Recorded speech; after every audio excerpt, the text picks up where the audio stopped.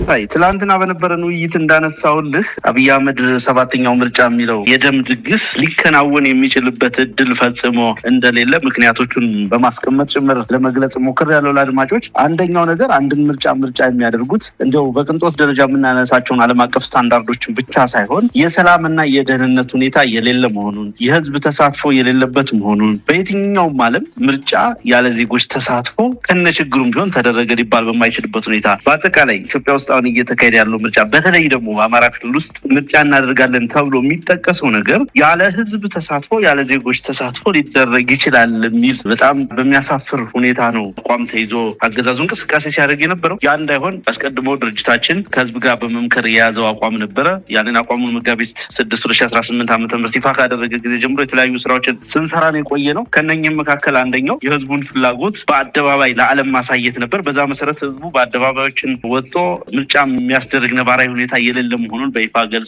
በመዋቅራችን በኩልም ተገቢውን ፖለቲካዊ ትግል አድርገናል። ከዛ ጎን ለጎን አገዛዙም ያደረጋቸው ወታደራዊ እንቅስቃሴዎች ነበሩ። በሌላ በኩል ደግሞ የሚፈልገውን የመግደያ ሰርቲፊኬት ወይም የመንግስትነት ሌጂቲሜሲ የሚሰጠውን ሰነድ እና ፖለቲካዊ ክንውን እንዳያደርግ አስበንበትና አቅደን ዘመቻ እንሻ ሰይድ ታውጆ ነበረ። በዛ መሰረት እንቅስቃሴዎች ተደርገዋል። ከዚህ ጎን ለጎን የጥንቃቄ መመሪያ በማስተላለፋችን ምክንያት መንገዶች በሁሉም ቦታ ዝግ ነበሩ። ከወለጋ ክፍል የአንሻ ሰይድ እዝ የሚንቀሳቀስበትን የወለጋ ክፍል ጨምሮ ከ200 በላይ ቦታዎች ላይ ወታደራዊ ኦፕሬሽኖች፣ ግጭቶች፣ አንዳንድ ቦታ ጠንከር ያሉ ውጊያዎች፣ አንዳንድ ቦታ ቀላል የተኩስ ልውውጦች ነበሩ። በአጠቃላይ ከ200 ቦታዎች በላይ ውጊያዎች ሲደረጉ ነው የዋሉት። እነኚህ 200 ቦታዎች ደግሞ ሁሉንም የምርጫ ክልሎች የሚያካልሉ ናቸው። እንደሚታወቀው አማራ ክልል 138 ቀድሞ በነበረው አሰራር የነበረውን የአማራ ክልል ፕሮፐር አማራ ክልል የምንለው ማለት ነው 138 አካባቢ የምርጫ ክልሎች ነው ያሉት። ሁሉም ምርጫ ክልሎች ላይ ሁሉም ምርጫ ጣቢያዎች ክፍት አልነበሩ። በጣም ዝቅተኛ ቁጥር ያላቸው ለምሳሌ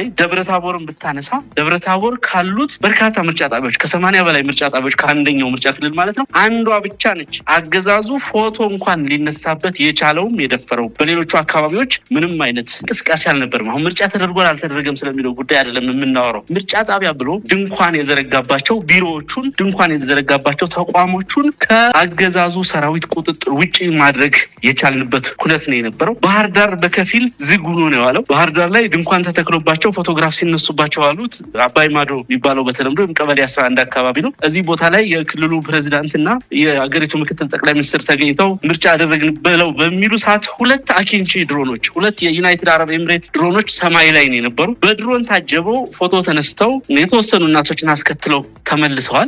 አንዲት ምርጫ ጣቢያ ነች እሷ። እንግዲህ አንድ የምርጫ ክልል በስሩ ብዙ ምርጫ ጣቢያዎችን ነው የሚይዘው። ምርጫ ክልል የምንለው አንድ ተወካይ የሚመረጥበትን ነው። ምርጫ ጣቢያ የምንላቸው ደግሞ መራጮች እና ታዛቢዎች ተገኝተው ምርጫ የሚከናወንበት ክንውኑ የሚካሄድባቸውን እና እነኚህ ድንኳን ወይም የምርጫ ድንኳኖች የሚተከሉባቸውን ቦታዎች ነው። ከዛችና ከተወሰኑ ቦታዎች በስተቀር ባህር ዳርም ጭምር የሚደረግበት ሁኔታ አልነበረም። ጎንደር ዙሪያው ጎንደር ከፊል ከተማው ከፍተኛ ውጊያ ሲደረግ ነው የዋለው። ደብረታቦር ዩኒቨርሲቲ ሰራዊታችን ገብቶ ነው ያለው። ደብረታቦር ዩኒቨርሲቲ እንግዲህ ደብረታቦር መሀል ከተማ ላይ በጣም በሚገርም ሁኔታ የዩኒቨርሲቲ ተማሪዎች ዳርና ዳር ይዘው በጭብጨባ ሰራዊታችንን ሲቀበሉ በአድናቆት በፍቅር ሲቀበሉ የሚዘዋወሩ በሶሻል ሚዲያ ቪዲዮዎችን አይተህ ሊሆን ይችላል። አድማጮችም አይተው ሊሆን ይችላል። በበርካታ ቦታዎች በርካታ ምርኮችን ያገኘንበትን ውጊያ ስናደርግ ነው ያልነው። ለአብነት ብናነሳ ሰሜን ጎጃም ሜጫ ላይ፣ ደቡብ ሜጫ ገርጨጭ ወይም መሀል ገነት የሚባለው ከተማ ከ10 በላይ መከላከያ ሰራዊት አባላት ተማርከዋል። የቡድን መሳሪያ ተማርኳል። ተተኳሽ ተማርኳል። የነፍስ ወከፍ መሳሪያዎች ተማርከዋል። የምርጫ ድንኳኖችን ማፈራረስ ተችሏል። የምርጫ ሰነዶችን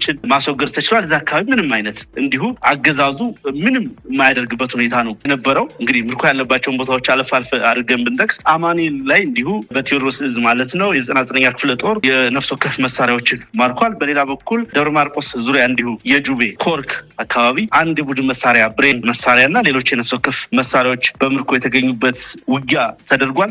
አዲስ ቅዳም ላይ በርካታ የአድማ ብተና አባላት ከከተማው እንዲሁ ተማርከዋል። ሌሎች ደንቢያ፣ ላስታ አካባቢ ያነሳውን የጁቤ፣ ሜጫ፣ አዲስ ቅዳም፣ እብናት እና ደብረታቦር ሌሎች ያልጠቀስኳቸው በጣም በርካታ ቦታዎች ከ20 በላይ ቦታዎች ላይ ትላልቅ ምርኮዎችን ያገኘንባቸው ናቸው። በሌሎቹ አካባቢዎች ከባድ መሳሪያዎችን በሞርተር በድሽቃ በተደረጉ ኦፕሬሽኖች ሊደረጉ የነበሩ ድግሶችን ሊደረጉ የነበሩ የምርጫ ፎቶግራፍ ምርጫ ለማስመሰል ለማስዋብ ያደርጓቸው የነበሩ እንቅስቃሴዎችን ሙሉ በሙሉ ማክሸፍ ተችሏል። ብዙዎቹ ከተሞች ጸጥ ረጭ ብለው ነው ያሉት። ደብረ ማርቆስ፣ ደብረታቦር፣ ባህር ዳር በከፊል ሌሎች ደሴ ዙሪያ ኩታበርን ጨምሮ ምርጫ ቦርድም ጭምር እንዳረጋገጠው የምርጫ ኩነት ወይም የምርጫ የሚመስል ክንውን ማድረግ እንዳይችሉ አድርገናል። በአገዛዙ በኩል እጅግ አስቂኝ ፕሮፓጋንዳዎች ሲተላለፉ ነው የዋሉት።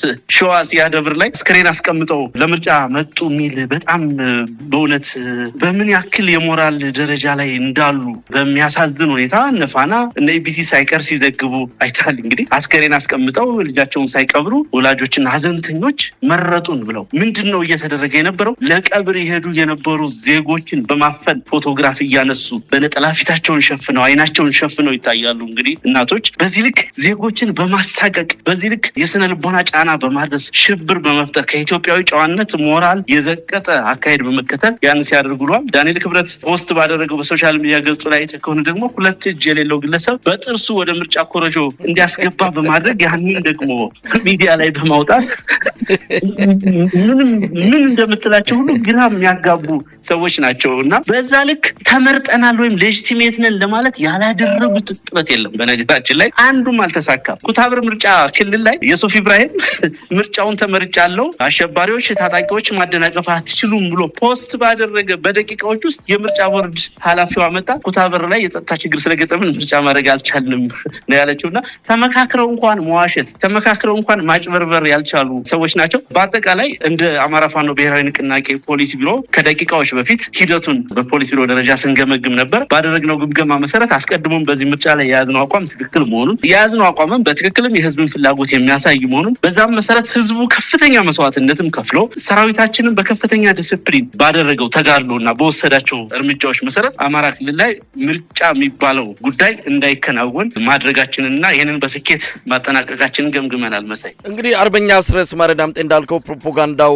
እንደተጠበቀው ምርጫው ሰላማዊ እንደነበረ የህዝብ ተሳትፎ እንዳለበት በሰፊው ሲገልጹ ነው የዋሉት። የአገዛዙ የፕሮፓጋንዳ ማሽኖች በተለይ አማራ ክልል በጎንደር፣ በባህር ዳር፣ በወሎ፣ ደሴ እንደዚህ በተጠቀሱ ዋና ዋና የዞን ከተሞች ምርጫው መካሄዱን ተወዳዳሪዎች ለቴሌቪዥን ጋዜጠኞች መግለጫ ሲሰጡ ይታይበታል። ምናልባት ይሄ ዓለም አቀፉንም ማህበረሰብ ሆነ የኢትዮጵያን ህዝብ ለማታለል የተጠቀሙበት ዘዴ ሊሆን ይችላል። በእነዚህ ከተሞች በትክክልስ ምርጫው ተካሂዷል ወይስ ቀደም ሲል እንደገለጽከው በከፍተኛ ወታደራዊ አጀብ ለዛች ደቂቃ የቴሌቪዥን ቀረጻ ብቻ ከተከናወነ በኋላ ምርጫው ተካሄደ ለማስባል የተጠቀሙት ነው ብሎ መደምደም ይቻላል ወይስ በእነዚህ ከተሞች ማድረግ ችለዋል ምርጫውን? እንግዲህ እኔ ሞኒተር ሳረግ ያገኘኋቸው አንደኛው አገኘው ሻገር መረጥን ብሎ የታየበት ጎንደር በነበረ አንድ ምርጫ ጣቢያ ላይ የታየ ነው። ሌላው ተመስገን ጥሩነህና ረጋ ከበደ የታዩበት የባህር ዳር ቀበሌ 11 ነው። ሌሎቹ አዲስ አበባ አካባቢ የተደረጉ ናቸው። ቅድም እንዳነሳውልህ በተለይ ባህር ዳር ላይ የነበረውን በራሳችን ሰዎች በኩልም በቂ ክትትል አድርገናል። እኛ መድረስ ያልቻልንባቸው የከተማ ክፍሎች ላይ ማህበረሰቡ ራሱ ሂደቱን ተቃውሞውን ማሳየት ይፈልግ ስለነበረ ይህ አገዛዝ ተመልሶ ስልጣን ላይ የሚወጣበትን ተመልሶ ሌጂቲሜት ገቨርንመንት የሚሆንበትን እድል ማግኘት የለበትም ብሎ ስላመነ ተስፋም ስለቆረጠ ላለፉት 7-8 ዓመታት ከዛሬ ነገ ይሻሻላል፣ ከዛሬ ነገ ለውጥ ያመጣል፣ ከዛሬ ነገ ልምድ ያገኛል፣ ልብ ይገዛል ብሎ የጠበቀው አገዛዝ የበለጠ እያበደ የበለጠ ቀውስን እያከፋፈለ እልቂትን እያከፋፈለ ህዝቡን በኑሮ ውድነት እየጠበሰ በድሮን አረር እየገደለ ከቦታ ቦታ እንዳይንቀሳቀስ እያገተ ስቃይ ውስጥ ያስገባው በመሆኑ የዚህን አገዛዝ እድሜ ማጠር ከልቡ የሚፈልግ ህዝብ በመሆኑ አብዛኛው ህዝብ ከቤቱ ባለመውጣት በሩን በመዝጋት ቆልፎ በመጥፋት ነው እንግዲህ ተገደው በየቦታው ትንሽ እናቶችን ባለስልጣናቱን ሲገኙ እንደው ብቻቸውን እንዳይገኙ እንዳይበርዳቸው ከጎን እንዲቀመጡ ለፎቶግራፉ እንዲያምር የተወሰኑ እናቶችን በፖሊስ በመከላከያ ከየቤታቸው አስገድደው አውጥተው ከመታየታቸው በስተቀር ምርጫ እንግዲህ ተመልከት መሳይ 54 ሚሊዮን ህዝብ ተመዘገበበት የተባለ ምርጫ ነው። ይሄ በአፍሪካ ውስጥ በዚህ ልክ መራጭ የተመዘገበበት የለም፣ ታይቶ አይታወቅም በታሪክ ኢትዮጵያ ውስጥም በሌሎች ሀገራት። ይሄ ቁጥር በራሱ አስቂኝ ነው። በአንድ በኩል ለመምረጥ የደረሰው ህዝብ ያንን ቁጥር አያሟላም ባለፈው ሳነሳ እንደነበረው፣ በሌላ በኩል ደግሞ ብዙ ቦታ ፎቶግራፎቹንም አይተህ ከሆነ 99% እናቶች፣ አዛውንቶች፣ አንዳንዱ ቦታ ያው ካባ የደረቡ ካድሬዎች የምንላቸው እነኚህ በሃይማኖት አባት ስም ቆብና ጥቁር ካባ አድርገው በየቦታው የሚገኙ በተለያየ እምነት ደረጃ ያሉ አባቶች ሽማግሌ ነን የሚሉ ሰዎች ናቸው አጅበው የተገኙት። ስለዚህ 54 ሚሊዮን ህዝብ የተመዘገበበት ምርጫ በዚህ ልክ ነው ወይ? ሰልፉስ ይሄ ነው ወይ? ድባቡስ ይሄ ነው ወይ? ፎቶግራፉስ ይሄ ነው? ምንም አይነት እንቅስቃሴ የለበትም እና ለሚዲያ ፍጆታ የተወሰኑ እነኚህ ትልልቅ የምትላቸው አመራሮች ብቻቸውን እንዳይታዩ በሚል ብቻ አንዳንድ ቦታ ሰዎችን ሰብሰብ አድርገው ፎቶግራፍ ለማንሳት ፈልገዋል። እንዳልኩህ አማራ ክልል ላይ የትኛውም ቦታ ፎር ሹር ነው የምነግርህ፣ የትኛውም ቦታ ላይ የምርጫ ቴክኒካል ፕሮሲጀርን በሚያሟላ ደረጃ የተከናወነ ምርጫ የለም። ትልቅ ኮንትሮል አለን ወይም ይዞታ አለን የሚሉበት ደብረ ማርቆስ ከተማ፣ ደብረ ታቦር የዞን ከተሞች ላይ እንግዲህ አገዛዙ የሚንቀሳቀስባቸው የአገዛዙ ሰራዊት ሙሉ ቁጥጥር ያለባቸው ከተሞች ናቸው እነኚህ ከተሞች እነዚህ ከተሞች ላይ እንኳን በሙሉ ምርጫ ጣቢያዎች ማድረግ አልቻሉም። 1 2 3 ከዚህ በላይ የበለጡ አይደለም። አንድ የምርጫ ክልል ግን ስንት ጣቢያዎች አሉት? በብዙ 10 የሚቆጠሩ ወደ 100 የሚጠጉ የምርጫ ጣቢያዎች ነው ያሉትና አልተደረገም። ኤኒዌር አልተደረገም። እዚህ ብቻ ሳይሆን ምስራቅ ወለጋ 4 ወረዳዎች ላይ ይሄው ምርጫ ማድረግ አልተቻለም። ጦርነት ነበር የዋለው በእነኛ አካባቢዎች አንሻ ሳይድ ህዝብ በሚንቀሳቀስባቸው ቀጠናዎች። ለምሳሌ ጃርቴ ወረዳ ላይ ብትወስድ ጃርዴጋ፣ ደርጌ፣ ኮቲቻ፣ ጨካና ሀሮሃቦ የሚባሉ ትናንሽ ከተሞች ላይ እንዲሁ ሰቀላ ወረዳ፣ ሆዲት፣ ሀርቡ፣ ሲደን፣ ሀርጎ እና ሲደን፣ ሂረሙ ወረዳ፣ ጨቢ፣ ውልማይ፣ አሹ፣ ሱሬደሮ፣ ዋስቲ የሚባሉ አካባቢዎች ላይ ከፍተኛ ውጊያ ሲካሄድ ነው ያለው። አንዳንዶቹ ቦታዎች ላይ እስካሁን በፋኖ ውጊያ ተጠቅሟቸው የማያውቃቸውን ሮኬት የሚያስወነጭፉ ተሽከርካሪዎችን ተጠቅመዋል ወለጋ ውስጥ። ስለዚህ የአማራ ፋኖ ብሔራዊ ንቅናቄ ቁጥጥር ባለባቸው የትኛውም ቦታዎች ላይ ምርጫ አልተደረገም። እንግዲህ አገዛዙ ያው ምን ይናገራል ምን ያውጃል የሚለው የሚጠበቅ ነው። ባለስልጣናቱን ለማጀብ ምርጫ የተደረገ ለማስመሰል ለቀረጻ፣ ለቪዲዮ፣ ለፎቶግራፍ ፐርፐዝ ግን አንዳንድ ቦታዎች ላይ በጣም አልፎ አልፎ እነኚህ የክልል ከፍተኛ አመራሮች የፌዴራል ከፍተኛ አመራሮች የምንላቸው ሰዎች የተገኙባቸው ምርጫ ጣቢያዎች ላይ 3ም 4ም እናቶችን አብረው ፎቶግራፍ እንዲነሱ አድርገዋል። ከዛ በስተቀር ግን የትም ቦታ የተከናወነ ነገር የለም። እንግዲህ በኦሮሚያም ተመሳሳይ ነው። ከ50 በላይ የምርጫ ጣቢያዎች በእሳት የተያያዙበት የነደዱበት፣ እንደዚሁም በበርካታ ቦታዎች ላይ ምርጫ ጣቢያዎች እንዳይከፍቱ የተደረጉባቸው አካባቢዎች ከፍተኛ ቁጥር እንዳላቸው ነው መረጃዎች የሚያሳዩት። ምርጫ ቦርድ በሁለቱ በአማራና በኦሮሚያ 143 የምርጫ ጣቢያዎች ምርጫ ማድረግ እንዳልተቻለ በይፋ ያስታወቀበት ሁኔታ ነው ያለው። ነገር ግን በሀገሪቱ ካሉት ከ50 ሺህ በላይ የምርጫ ጣቢያዎች 200 እንኳን የማይሆኑ ናቸው ምርጫ ያልተደረገባቸው፣ በተቀሩት ግን ምርጫው ተከናውኗል የሚል ፕሮፓጋንዳ ነው እንግዲህ በስፋት እየተሰራጨ የሚገኘው። ምንም ሆነ ምን እንግዲህ በመግለጫውም ትናንትና ማስታወቃቸዋል። ይሄ ምርጫ የህዝብ ፍላጎት የሌለበት የአብይ አህመድን ስልጣን ለማስቀጠል የሚደረግ እንደሆነ በዓለም አቀፍ ሚዲያዎች ሳይቀር በስፋት የተነገረ ነው። ምን እንጠብቃለን እንግዲህ ዛሬ ማታ ወይ ነገ አብይ አህመድ ምርጫውን አሸንፊያለሁ ብሎ እንደተለመደው ያውጃል። ግን የኢትዮጵያ ጉዳይ ይጠናቀቃል ወይ? በዚህ ምርጫ የኢትዮጵያ ህዝብ ፍላጎት ባልተገለጸበት ሁኔታ ለውጥ ይመጣል ወይ? ምን እንጠብቃለን? እንደው አርበኛ አስረስ ይሄንን የምርጫ ክንውን ወይም ይሄንን የምርጫ ሂደት አገዛዙ የሚፈልገው ቅቡልነቱን ለማግኘት እንጂ መንግስቱ ነው የቀጠለው በጉልበት እንደሆነ ይታወቃል። የአማራ ክልል ላለፉት 3 ዓመታት በወታደራዊ አገዛዝ ስር ነው ያለው። መደበኛ የብልጽግና መዋቅር ከፈራረሰ ቆይቷል። በሌሎች የኢትዮጵያ አካባቢዎችም ተመሳሳይ ነው ያለው። ከትግራይ ክልል ጋር ያለው ነገር የሚታወቅ ነው። ኦሮሚያም በከፊል እንደዛው ነው። አዲስ አበባ ዙሪያ ያለው ነባራዊ ሁኔታ የሚታወቅ ነው። ከአዲስ አበባ ወደ ክልል ከተሞች እንቅስቃሴ የማይደረግበት፣ ከአንድ ቦታ ወደ ሌላ ቦታ መደበኛ ነገሮች የቆሙበት ወቅት ነው ያለው። ሙሉ ሀገሩ ጦርነት ውስጥ ነው ያለው። ስለዚህ አገዛዙ የተሸነፈው አስቀድሞ ሰላማዊ እንቅስቃሴዎችን ሲከለክል፣ በሰላማዊ መንገድ የቀረቡለትን ጥያቄዎች ላለመመለስ ሲፈልግ፣ ከዚህ በፊት አማራ ክልል ላይም ሌሎች አካባቢዎች ላይም ይደረጉ የነበሩ ችግሮችንና መንግስት መር ቀውሶችን እንዲያቆም ተደጋጋሚ ጥያቄዎች ቀርበው ነበር። ለነዛ ጥያቄዎች መልሱ እስር ነው የሆነው። ለነዛ ጥያቄዎች መልሱ አፈሙዝ ነው የሆነው። ይልቁንም ምርጫ ጭምር አሸንፈው ፓርላማ የገቡ የህዝብ ተወካይ ምክር ቤት አባላትን፣ ሌሎች ፖለቲከኞችን የህሊና እስረኛ በማድረግ አገዛዙ የሰላማዊ ትግል አማራጭን ከቀበረው ቆይቷል። ይህ የምርጫ ክንውን ኢትዮጵያ ውስጥ የዲሞክራሲን ጥያቄን የማይመልስ መሆኑን ህዝቡም ራሱ ያገዛዙ ሰዎችም ትግል ላይ ያለን ሰዎችም በደንብ የምናውቀው ጉዳይ ነው። ምርጫውን ለምን ፈለገው የተባለ እንደሆነ በዓለም አቀፍ ደረጃ ቅቡል የሆነ አገዛዝ ለመሆን ነው ይህ ምርጫ ተፈልጎ የነበረው። ያ ደግሞ እንደማይሆን ዓለም በአንድ መስመር ቆሞ በአንድ ረድፍ ቆሞ ማረጋገጫ የሰጠበት ጉዳይ። ይሄ ዝም ብሎ በፕሮፓጋንዳ የተባለ ሳይሆን በጥናት በተለያዩ ትንታኔዎች የዲሞክራሲ ተቋማት፣ የሰብአዊ መብት ተቋማት፣ የቲንክ ታንክ ግሩፖች፣ ጋዜጠኞች፣ ትላልቅ የሚዲያ ተቋማት ጭምር ማረጋገጫ የሰጡበት ነው። ይሄ ምርጫው ከመከናወኑ አስቀድሞ የያዙት አቋም ነው። ከምርጫው በኋላም ተመሳሳይ አቋም ይይዛሉ ተብሎ ይጠበቃል። ከዚህ በኋላ የብልጽግና አገዛዝ ኢትዮጵያ ውስጥ የመንግስትነት ስም ሊኖረው አይችልም። የመንግስትነት እንግዲህ ከዚህ በፊትም በመንግስትነት ስም ወይም ደግሞ ለምሳሌ መከላከያ ተቋሙንም የሚመራው ሌሎች ኢንስቲትዩሽኖችንም የጭቆና መሳሪያ ማድረግ የቻለው ቢያንስ ስታንዳርዱን እንኳን ባያሟላ